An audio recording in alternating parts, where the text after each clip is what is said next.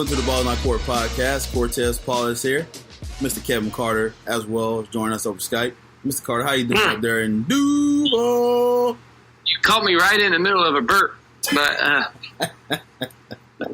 I'm doing good. A little rainy today, but it's a little cool outside. That's why I came outside. So can y'all send some of that rain down here? We get that. Don't worry, you'll get it in like an hour and a half, 2 hours. Yep, typical 5 or 6 o'clock showers down here. So luckily, I ain't got to work today and driving it. So ours has been weird this year. We've been getting it early than usual, and then you'll get it in later than usual. And I'm like, come on now, where is it? Where it's just 3 or 4 o'clock, bam, it hits, and then it's over. But no, we've been getting it like 9 in the morning, 10 in the morning. Then it'll wait and get hot. Then it'll be like, okay, we're gonna do it again. Then you're gonna get hot again. I'm like, ugh. I know that humid is killing you up there, man, with that rain. I'm fine. I'm fine with it. I just like watching other people complain about it. Welcome to Florida. You know me, it don't bother me at all. But then you see people, it's so hot. It's so hot. Well, why'd you come to Florida then to visit? It ain't hot. I was like, this is normal. Yeah. Oh, it's so humid and muggy. Oh, it messed up my hair. This is my Uber rides. Oh, my hair's messed up because I got out of the car. I got off the airplane, and it's so muggy. I'm like, this ain't muggy. I was like, you haven't had it muggy yet. It's like, come back in September. Yep. That's what I say. I was like, then you will die. Everybody love all this, the beaches and the palm trees, and make it all scenic and everything like that. And yeah. Take their butts to the swampland. Let them all. They be out there suffocating because all the humidity is so deep on them. They be out there. I can't take it. Oh, there's a gator. I can't run away from the gator. Snakes. There's an alligator. Run zigzags. Why? That way you only pass by his mouth a couple of times. My buddy was showing me. I saw on his Instagram and Nick in Jacksonville. Matter of fact, this poor dog got bit by a water moccasin. So luckily, the dog was all right, but his face was pretty swollen up. So. Oh yeah, I've seen that picture. Yeah, that dog. He saved the dude from He saved his owner from getting bit by the snake. He got bit, and his face was all swollen up. Yeah. There's been a couple of them like that too, man. It's crazy, man. Just. You know, these dogs or whatever, they gonna freaking bite the snake. But, you know, so many things are poisonous, man. They can put you on your tail, but, you know, and dogs don't know that. Dogs don't realize. Dogs just go. Yeah, they just see something moving and get mad and try to, you know.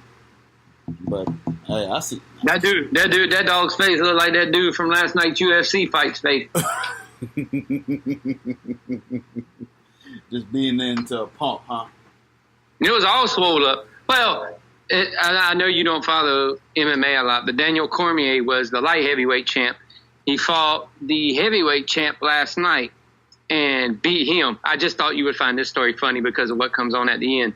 But he beat the guy and won the heavyweight belt. Okay. So he's one of 4 people in UFC history to hold titles in 2 different weight classes. So after the fight was over, Brock Lesnar was in the crowd. So Daniel Cormier called out Brock Lesnar, and in a WWE type move, Brock Lesnar came into the octagon and pushed him and everything. And so they're setting up. Brock's apparently going to come back to UFC, but the soonest he can fight is January. So I think they're setting up him to come and fight Cormier. But I just found it funny because this had wrestling set up written all over it. It looked exactly like a scripted wrestling promo and everything. I'm like, oh, so UFC is losing all these people because they don't have that big name. So now they're trying to bring back Brock and then go pro wrestling with it to try to get interest again. I'm like, whatever. I'm about to say. That's what happened on Twitter, though. Everybody on Twitter, oh, no, Brock. I'm like, whatever. So they straight up copied WWE pretty much and did like a whole promo thing. Literally, after the fight, Daniel Cormier goes, Brock Lesnar, get your butt in here. So it was just like wrestling. He called him out. Brock got in the octagon, then pushed him. Then pushed Cormier. So Cormier pushes him back and is talking junk to him on the microphone. Then Lesnar gets on the microphone and says, all these heavyweights are shit. That was his exact words. He goes, he's shit. And then he looks at Cormier and said, I'm coming for you, MFer. And I'm like, wow, really? Wow, this is strictly wrestling. But that's what UFC has to do now because they've lost so many names to people that they don't gain that outside interest anymore like they used to. Because remember, they used to gain a lot of outside interest because you would have Conor fighting, Rousey fighting, Brock fighting. So a lot of people that didn't care would come and watch it. And that's how they got these million views. And now they don't get it anymore because they don't have that name. So now they got to bring back Brock in. And what better way to bring him in than with a wrestling angle? Yeah. About to say they got that, and they got Greg Hardy from the NFL, who we know what he has done in the past. Yeah. But it seems like it's we're not going to spend money to go watch a Greg Hardy fight. People spend money to watch a Brock Lesnar fight. Yeah. Oh, yeah. So they're calling in people they want to get that money back flowing, so they got to call in people that they know have a name to get them back to come in so people start just buying fights that don't buy fights before. I just knew that Cormier was fighting for the championship last night, and I kind of like Cormier. And he did that, and then Brock got called out. I was like, yep, time for me to stop watching again. He's like, yeah, that threw me off a little bit. So, yeah, right. I was like, nope. All right, let's get on to the NBA offseason because, as you know, usual, there's always Did that happen? A lot of going on. Did any of that stuff happen? I heard somebody went to, like, somewhere it was important or something like that, and then somebody else went somewhere that was important. But other than that, it was, You know, this is the time that the moving companies make a lot of money around this year because, high applies free agents that get paid more than they should, able to, throw them a little bit more money, so they're excited. So, first name that, that popped off is, we already knew that it was going to happen, that he was going to leave Cleveland, is LeBron James. He ended up agreeing with a 4-year deal that is worth $154 million, which is the max contract. And he did the same release that Jordan did back in. Did you notice that? Did you see that? Yeah.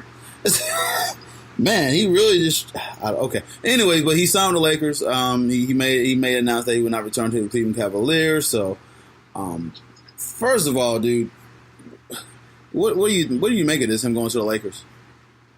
No, we knew it was coming with his kids starting school there and going to school there, and them having a house, and his wife being happy in LA and all that stuff. We kind of knew it was coming.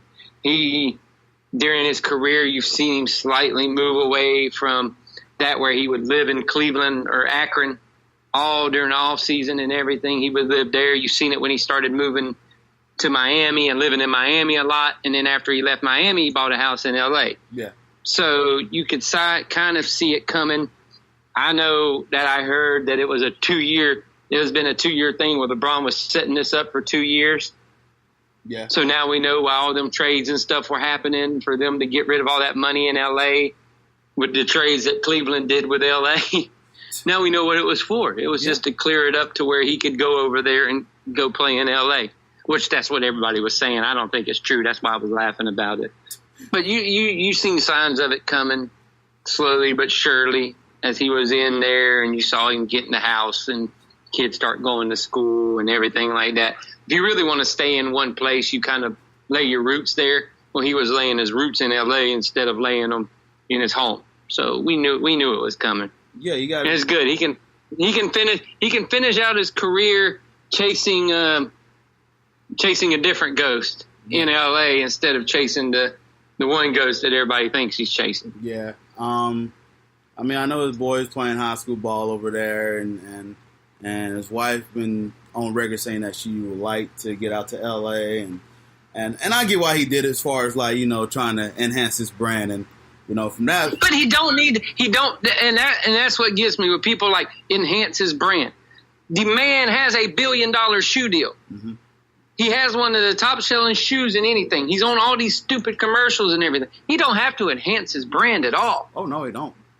He wants to go out there And I kind of have my own theory of everybody has him chasing the ghost of Mike. Everybody has him chasing Mike. Everybody has him chasing Mike.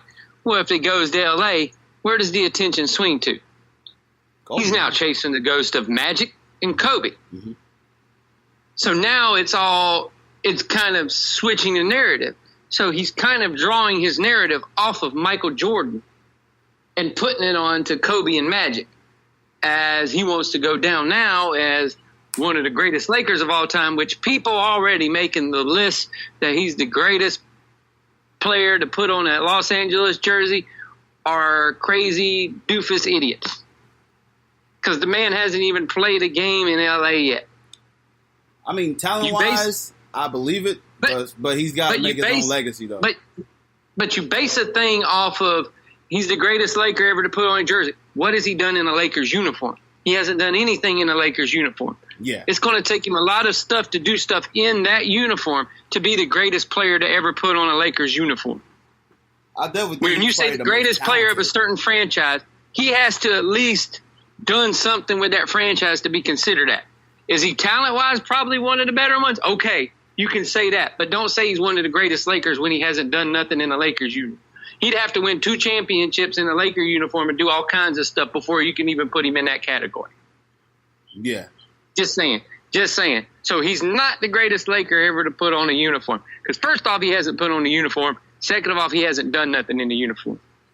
He's the greatest He's the greatest Cleveland Cavalier to ever put on a Cleveland uniform. That you can say.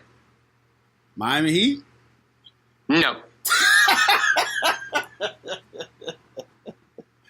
I knew that'd get you riled up. No.